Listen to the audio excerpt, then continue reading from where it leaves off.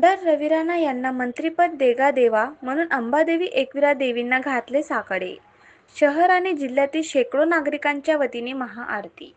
संपूर्ण महाराष्ट्रात आपल्या जनसेवेने अमरावती जिल्ह्याचे नाव लौकिक करणारे सलग चौथ्यांदा रेकॉर्ड मताने निवडून आलेले जनता जनार्दनाचे सेवक म्हणून 24 तास राबणारे रवी राणा यांना महायुतीच्या देवेंद्र फडणवीस शासनामध्ये कॅबिनेट मंत्रीपद मिळावे आणि अमरावती जिल्ह्याच्या सर्वांगीण विकासासाठी जिल्हा पालकमंत्री पदी विराजमान करण्यासाठी शेकडो नागरिकांच्या वतीने ॲडव्होकेट सागर महाराज देशमुख यांच्या प्रमुख उपस्थित विदर्भ कुलस्वामिनी मा अंबादेवी आणि एकविरा देवीची मनोभावे महाआरती आज 10 डिसेंबर मंगळवार रोजी दुपारी 12 वाजताच्या सुमारास करण्यात आली.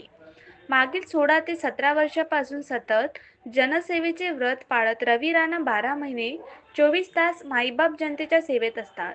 लाडक्या बहिणी व सर्व जाती धर्मांच्या लोकांसाठी सहजपणे उपलब्ध राहणारे रवी राणा यांना यावेळी अमरावती जिल्ह्यातील सर्वात ज्येष्ठ आमदार म्हणून यावेळी महायुतीच्या शासनामध्ये कॅबिनेट मंत्रीपद देण्यासाठी अमरावती जिल्ह्यातील शेकडो नागरिकांच्या वतीने मा अंबादेवी आणि एकविरा देवी मंदिरात महाआरती करण्यात आली. जिल्हा प्रशासन गतिमान करण्यासोबतच सर्वांगीण विकासासाठी आणि संपूर्ण अमरावती जिल्ह्यातील जनता जनार्दनाच्या समस्या सोडवण्यासाठी रवी राणा हेच अमरावती जिल्ह्याचे नवीन पालकमंत्री व्हावे अशी विनवणी देखील अंबादेवी आणि एकविरा देवी यांना साकडे समर्थकांनी केले.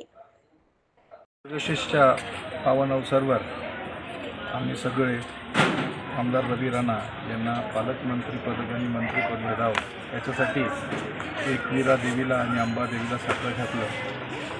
ही फक्त आईसाहेबांचीच इच्छा नाही आहे, पण आम जनतेची सुद्धा इच्छा आहे की अमरावतीला एक सक्षम नेतृत्व जे लाभलेलं आहे, त्यांचे 15 वर्षाचा टर्म झालेला आहे, त्यांनी एवढी मेहनत घेतलेली आहे, या सक्षम नेतृत्वाचा त्यांचा अनुभवाचा फायदा अमरावतीला भेटला पाहिजे. खासदारकी आल्या नसल्यामुळे जी पोकळी निर्माण झालेली आहे, तो खासदार आपल्याकडे झालेला आहे आणि तो असूनसुद्धा नसल्यासारखा असल्यामुळे त्या पोकळीला जर कोणी भरून काढू शकत असेल तर ते आज या अमरावती जिल्ह्यात एकमेव नाव म्हणजे रवी राणा आहे.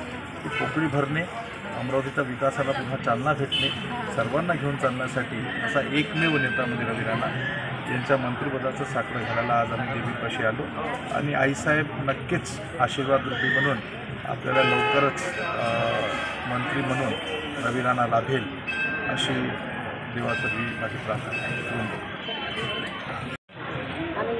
आमदार रवी राणा को जो कि हमेशा अपने खून का पानी करते हैं, जब वो किसी काम को लक्ष्य बनाते हैं तो इतनी मेहनत करते हैं, एक दिन में 10-10 हज़ार लोगों को जाके मिलना, उनसे हाथ मिलाना, उनके कंधों पे हाथ रखना, उनको एक हिम्मत का साथ देना, उनकी बातों को सुनना, इसमें से हज़ारों लोगों के लिए फ़ोन करके उनको पत्र देके ऐसे हज़ारों तरीके से जो मेहनत करते हैं, अगर ऐसे व्यक्ति को महाराष्ट्र के मंत्रिमंडल में लिया जाए तो यह केवल अमरावती नहीं, पूरे महाराष्ट्र की जनता के लिए एक बहुत बड़ा काम होगा और इससे आगे आने वाले भविष्य में पूरे भारतीय जनता पार्टी को इसका फ़ायदा होगा और एक अच्छे काम से लाखों नहीं करोड़ों लोगों के जीवन में प्रकाश फैलेगा.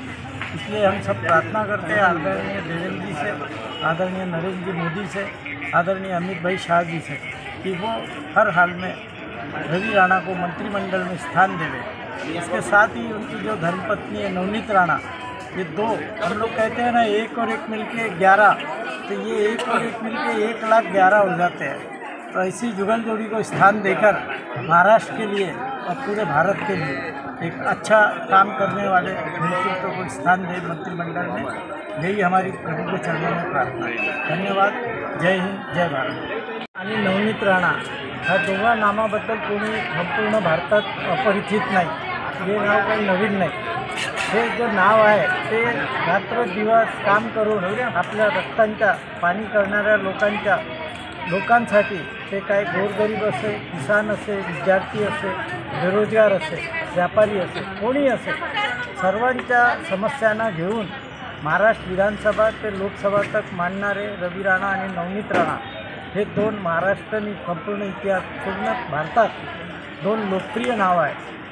मी महाराष्ट्राची आदरणीय देवेंद्रजी फडणवीस, मी भारताचे लाडके पंतप्रधान आदरणीय नरेंद्रजी मोदी मी आदरणीय गृहमंत्री अमित शहाजी यांना नम्र निवेदन करतो की जर रवी राणांना मंत्रिमंडळात स्थान दिला तर रवी राणा लाखो नाही करोडो लोकांच्या जीवनात काम करून पार्टीच्या नावही उंच करणार आहे, पोझिशनही पार्टीची खूप चांगली करणार आहे आणि त्यांच्या माध्यमाने करोडो लोकांची सेवा होणार आहे. हीच माझी प्रभूच्या चरणी विनम्र प्रार्थना. धन्यवाद. जय हिंद, जय भारत.